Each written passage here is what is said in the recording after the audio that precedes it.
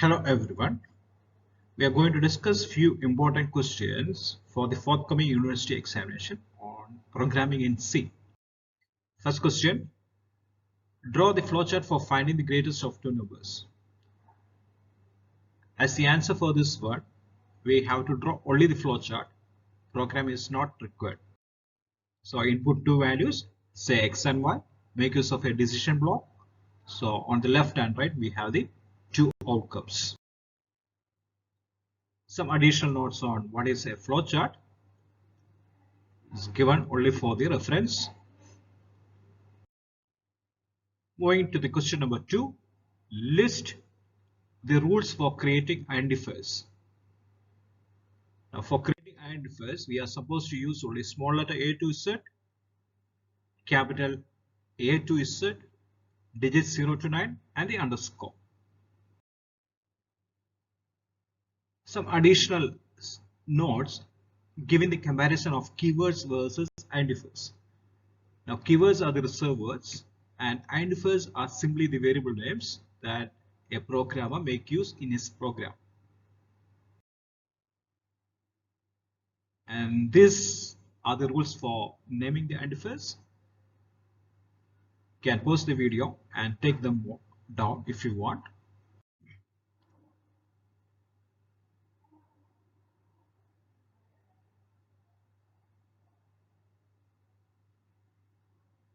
Question number 3, explain the syntax of if statement.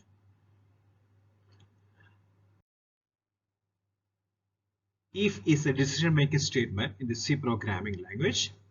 The syntax is like this: if test expression within braces the block of statement to be executed. So whenever the condition is true, the statement block will be executed. Question number 4, explain the syntax of do while statement. Now do while statement syntax is as this: do within braces the statements, while within bracket condition followed by semicolon. The working of do while loop can be explained with the help of the flowchart. The statements will be executed first, followed by the condition evaluation. If the condition is true, we will repeat the statements. Else, we will proceed with the program. Question number 5, explain GOTO statement with the help of an example. So GOTO statement is an unconditional statement. So here is a simple example. So GOTO statement comes within the for loop. So here we can see that the for loop will not be completed. The moment GOTO statement is executed, we will come out of the for loop to the last line for printing the result, printf %d, sum. Explain what happens during a call by value function call. So basically we have the formal arguments and the actual arguments. So the values will be exchanged to the formal arguments by the actual arguments when a function is called.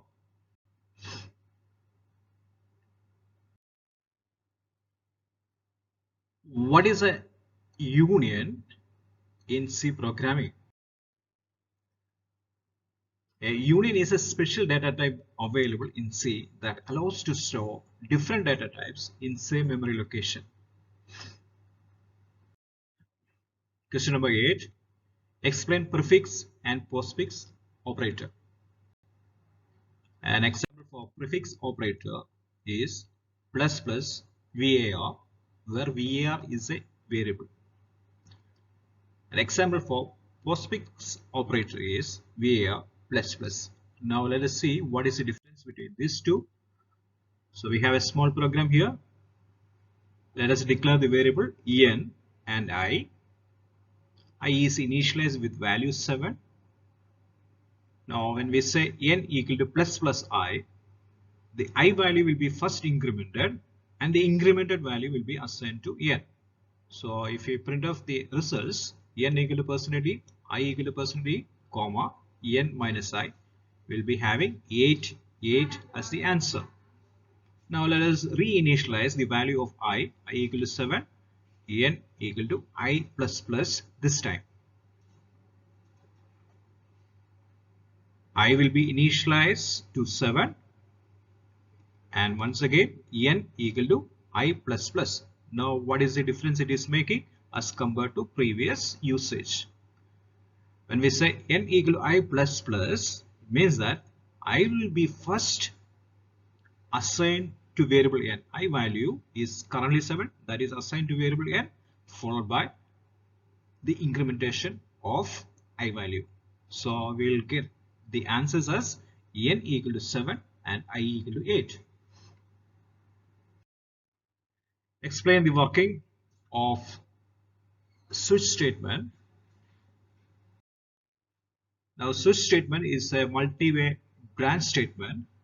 So we can include different options within a switch statement, and whichever value matches with the expression value, that will be selected for execution. So the syntax of the switch statement is given here, and also there is a default case that will be selected for execution whenever there are no matching cases. And one more important point is that at the end of every case there is a break statement. If the break statement is not given, the program flow will be proceeding for the following case.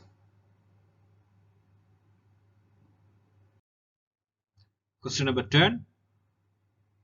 Explain the meaning of the following statements with reference to the pointers int star ptr, comma m equal to 8, star ptr equal to m, ptr equal to ampersand em. So let us execute a small program to look at the difference. So we are initializing a pointer variable star p and an integer variable m assigned with value 8. Now when we say star em equal to p, what happens is that p will be having some junk value, and to that junk value pointed memory location the m value will be assigned.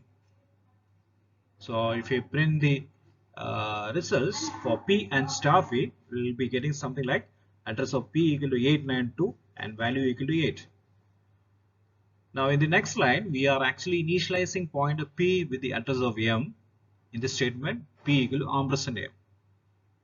So this time only p gets the address of em variable. So now p is pointing to em variable. So let us look at the results. Printf address of p value equal to comma p comma star p. So we get the answers as address of p equal to 65,524 and the value equal to 8. Compare the static register variable in C. So let us compare a static variable with a register variable. Now the three basic differences like this. For a register variable, one of the register will be the storage location, and for a static variable, the memory will be the area that is going to be used for storage. And the life of the register variable will be as long as the control remains within the block. Whereas for a static variable, the life will persist between different function call. And another important difference is with regard to the access time. For accessing a register time, it is very quick. So the access time will be very low for the register variable.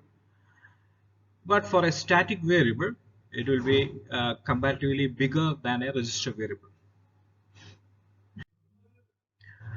Explain in detail basic data types and user-defined data types. This is our question about 12. So the basic data types, we have fundamental data types and derived data types. Under fundamental data types, we have integer, character, double, float, void, and pointer. And under derived data type, we have array, string, and structures. In the next classification, programmer-defined data types, there are structures, union, and enumeration.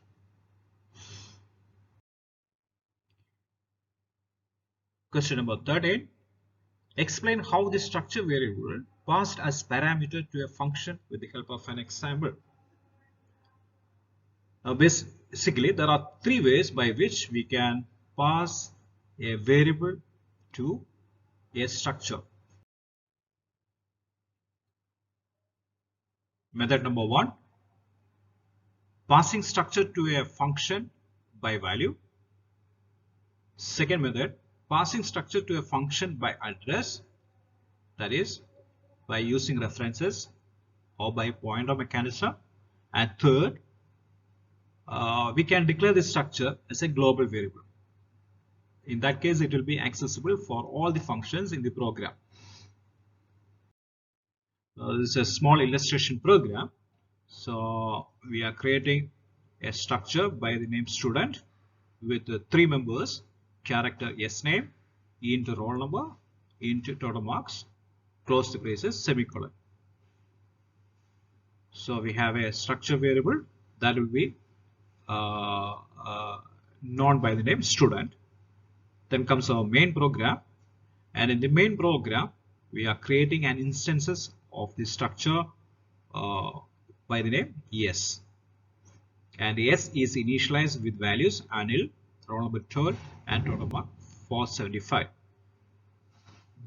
Then we are making use of a function display grade, and within bracket ampersand S notation is being used. That means the address of variable S will be passed to the function. And on the right side we have the function definition, display grade struct student star pqr. So pqr variable will be getting the address of variable S. So we have to make use of a arrow operator for accessing the members within the structure pqr, arrow operator total mark. So we get the total mark, and let us assign that to some local variable em. Then making use of a if else statement for finding the status pass or fail. Supposing that if the student has scored above 210 out of 600, he has passed the examination, we can code this statement as if m greater than 210 print pass, else the result is declared as fail. I hope these 13 questions will be beneficial for the university examination. Wish you good luck.